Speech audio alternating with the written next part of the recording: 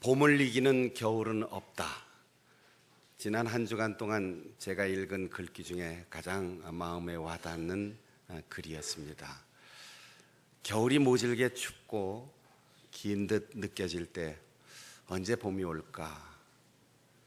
그렇게 추위에 몸을 떨면서 힘들어했는데 어느덧 봄 속으로 깊이 성큼 들어갔습니다.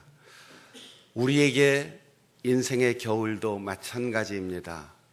고난이 계속되고 풀리지 않는 얼음덩이 같은 고통이 우리에게 있고 계속되는 아픔과 실패와 좌절되는 일이 있다 할지라도 겨울은 반드시 가고 봄은 올 것입니다. 가장 부드럽고 나약해 보이는 봄이 가장 강해 보이는 겨울을 이기고 이 세상에 오는 것은 우리의 삶에도 아무리 어렵고 힘든 일이 있어도 포기하지 않고 희망을 가지고 기다리면 풀릴 때가 있고 따뜻해질 때가 있고 눈앞에 환하게 보일 때가 온다는 교훈입니다. 이스라엘 백성들이 애굽을 벗어난 지 3개월 만에 시내산 밑에 광야에 이르렀습니다. 거기에 장막을 치고 하나님께서 시내산 위에서 모세를 부르셨습니다. 그리고 모세에게 이스라엘 자손에게 내려가서 말하라. 내가 애굽 사람에게 어떻게 했는지, 어떻게 독수리 날개로 너희를 업어 내게로 인도했는지 너희가 보았느니라.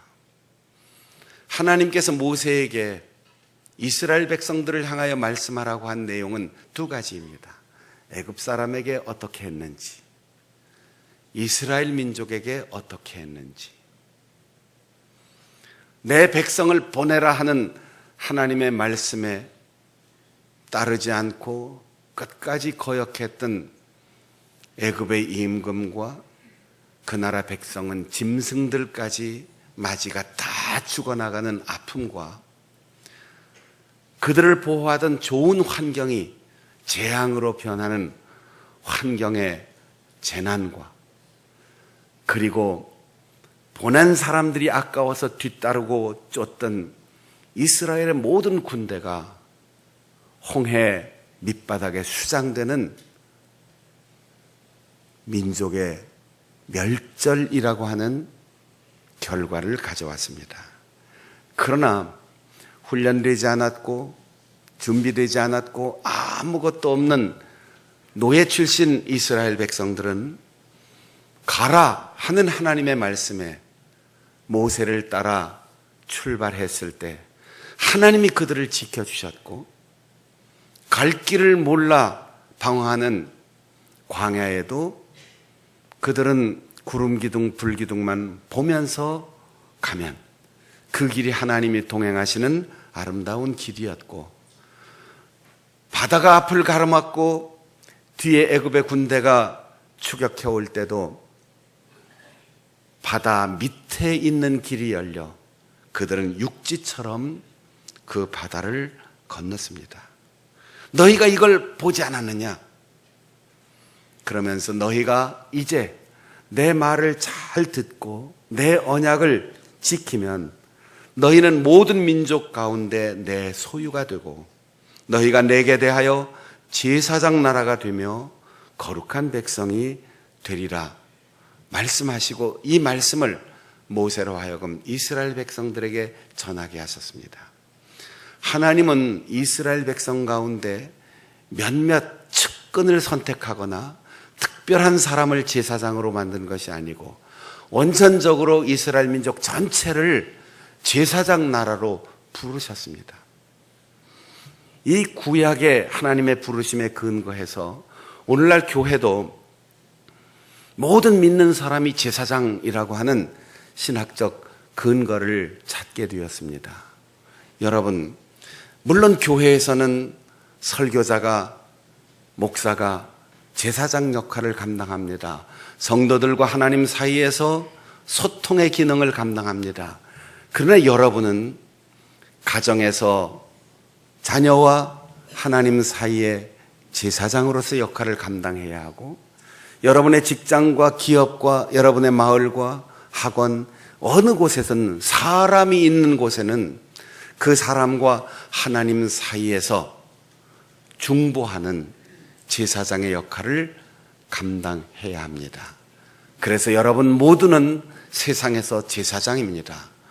그리고 그 제사장은 언제나 사람들의 아픔과 고통과 죄의 고백을 하나님께 노출시키고 하나님께 올려드리고 하나님의 용서와 하나님의 은혜와 사랑을 사람들에게 선포하는 제사장의 기능을 우리가 감당해 내는 것입니다. 이 말을 듣고 이스라엘 백성들 모두가 한 마음으로 대답했습니다. 명령대로 행하리이다. 요즘 우리가 가정에서 주고받는 얘기 중에 아이들이 습관처럼 하는 말이 있어요. 조금 못마땅하게 들리는 말인데, 알았어요, 이런 말이에요. 선생님이 말씀하시든 부모님이 말씀하시든 이유를 다 알 수 없어요. 다 설명할 수 없어요. 아직은 경험하지 못한 일에 대해서 부모가 선생님이 얘기할 때 네 하고 따르면 학교에서는 실력이 향상되고 가정에서는 평안과 성숙이 있어요. 그런데 알았어요, 이 말은 내가 이해할 수 있다는 거죠. 자녀가 부모의 이야기를 다 이해할 수 있습니까? 배우는 학생이 선생님의 가르침의 내용을 다 이해할 수 있습니까? 이해할 수 있다면 더 이상 배울 게 없지요. 몰라도, 이해가 안 돼도, 때로는 불안하고 두려워도 아버지 어머니를 믿고 선생님을 신뢰하고 네 하면 그 다음에 성숙과 성장과 축복의 문이 열려요. 그런데 이해가 안 되는데요? 이렇게 시작하면 배움의 길도 막히고 성장의 길도 막히는 거죠. 하나님께서 말씀하실 때 하나님, 제가 이해가 됩니다. 하나님, 알았습니다. 백성들은 그렇게 대답하지 않았어요. 말씀대로 행하리이다. 하나님께서 아브라함을 부르실 때 아브라함이 그가 가는 길 가나안 땅 다 내다보고 이해해서 따라갔겠습니까? 예수님께서 제자들을 부르실 때 제자들이 알았습니다 하고 대답하고 그 길에 들어섰겠습니까? 나를 따라오너라 라고 할 때 다 던지고 따랐습니다. 가라 할 때 다 포기하고 갔습니다. 하나님의 부르심에는 이성과 지식과 자기의 경험이나 입술로 응답하는 게 아니고 발로 응답하는 겁니다. 손으로 응답하는 겁니다. 온 몸으로 응답하는 겁니다. 모세가 백성들의 이 응답을 하나님께 전했습니다. 하나님께서는 오늘과 내일 이틀 동안 너희들이 성결하라. 땀에 찌들리고 먼지 묻었던 그들 모두가 하나님을 만나기 위하여 옷을 빨고 몸을 씻고 마음에 석연치 않았던 불안, 두려움, 불평, 원망, 소외감, 상실감 다 씻어내리고 3일째 그들을 대신하여 모세가 산 위로 올라갑니다. 자욱한 연기, 불 가운데 하나님께서 강림하셔서 모세에게 말씀하십니다. 나는 너를 애굽 땅 종되었던 집에서 인도하여 낸 네 하나님 여호와로라. 지금부터 하신 말씀, 지금부터 가르치실 모든 명령, 그것의 근거가 여기에 있다는 거예요. 애굽을 멸망시켰던 나 여호와가 너희를 독수리 날개로 업어서 여기까지 인도했다. 그러니 나 외에 다른 신을 내 앞에 두지 못한다. 이렇게 말씀하시는 거예요. 근거가 하나님이 이스라엘 백성들과 어떤 관계인가를 전제하고 명령하시는 겁니다. 사랑하는 여러분, 나만 바라봐, 나만 사랑해줘, 내 말만 들어, 다른 데로 눈 돌리지 마라, 이렇게 누군가가 나에게 요구한다면 너무 무리하다, 그렇게 얘기할 수 있어요. 우리가 처녀 총각으로 살 때 모든 가능성이 무한하게 열려 있을 때 누구를 쳐다봐도, 누구와 만나도 아무런 죄책감 가질 필요 없습니다. 그런데 나를 선택하고 자신의 모든 가능성을 다 포기하고 내 아내가 되어준 사람, 모든 사람과의 관계를 다 끊고 내 남편이 되어준 사람, 이렇게 부부가 된 이후에는 아무것도 다른 곳에 내 마음을 줄 수 없어요. 문자도 주고받을 수 없고 눈도 돌아갈 수 없어요. 왜냐하면 그 사람만 사랑해야 되고 그 사람만 내 관심의 대상이 돼야 하는 겁니다. 선택사항이 아니에요. 다른 데도 보다가 이쪽도 보고 다른 사람하고 사귀다가 여기도 오고, 그게 아니에요. 결혼했으면, 부부가 되었으면 다른 데로 눈 돌리지 마라 하는 명령이나 선택사항이 아니고 눈 돌릴 수 없다, 다른 사람에게 관심 가질 수 없다. 이 10계명을 우리말로 내게 두지 말라 이렇게 번역해 놓으니까 마치 우리가 마음대로 선택할 수 있는 것처럼 오해합니다. 히브리 말은 강력하게 나는 너희를 인도하여낸 여호와다, 그러니 내 앞에 다른 신을 둘 수 없다, 두지 못한다, 이렇게 하나님께서 말씀하십니다. 여러분, 우리는 하나님의 은혜에 바로 깨닫고 그 위에 서 있으면 조금도 다른 대상에게 눈을 돌릴 수가 없어요.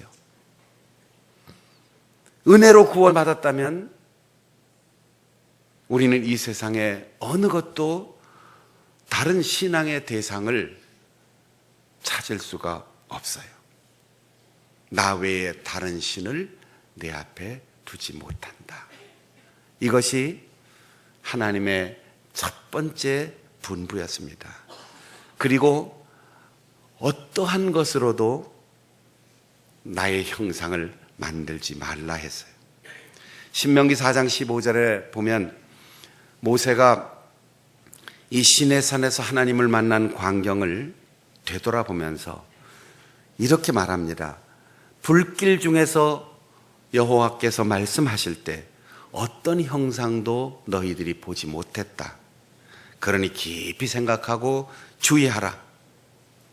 어떤 형상도 만들 수 없다는 거죠. 하나님을 보지 못했어요.